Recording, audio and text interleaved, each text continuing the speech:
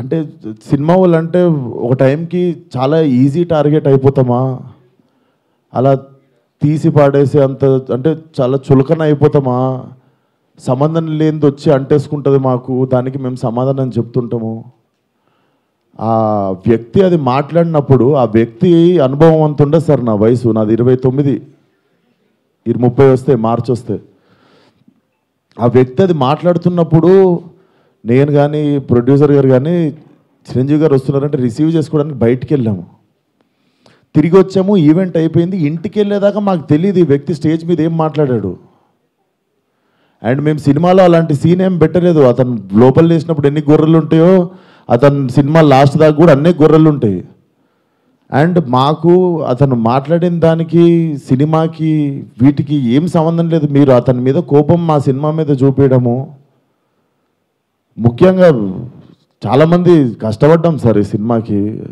అట్లా సినిమా రాకముందే చంపేయకండి.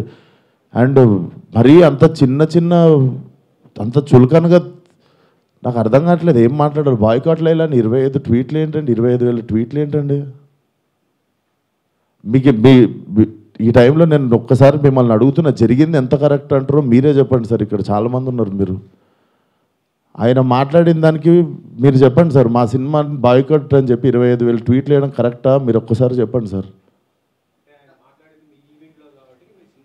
అదే సార్, ఇప్పుడు ఈవెంట్లో ఇప్పుడు అందరికీ నేను ఇంట్లో కూర్చొని వాళ్ళ స్కూల్ ఫీజు నేను కట్టి వాళ్ళకి సంస్కారం నేర్పించలేదు కదా సార్. నేను వాళ్ళు ఏం మాట్లాడతారు అనేది మన కంట్రోల్లో ఉండదు కదా సార్. అవును సార్, అతనికి నేను నేర్పిస్తానా? అతనికి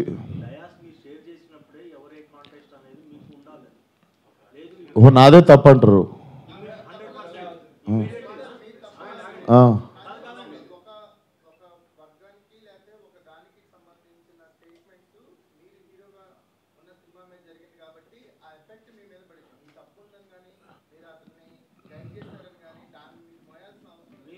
నేను అదే అంటున్నా, నేను కానీ ఇప్పుడు నా మీద పడింది కదా.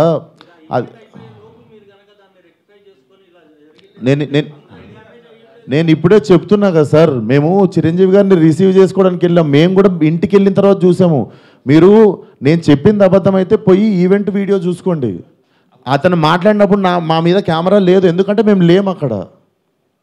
నేను సావు గారు రిసీవ్ చేసుకోవడానికి వెళ్ళాం. మీకు తెలుసు ఎంత గోలగోలగా ఉంటుందో ఈవెంట్ అయిపోయింది, ఇంటికి వెళ్ళిపోయాము. ఇంటికి వెళ్ళిపోయిన తర్వాత చూసి షాక్. ఇది ఆయన ఎప్పుడు మాట్లాడండి, ఇది అసలు ఇవన్నీ ఎప్పుడు జరిగినాయి అని మేము షాకు.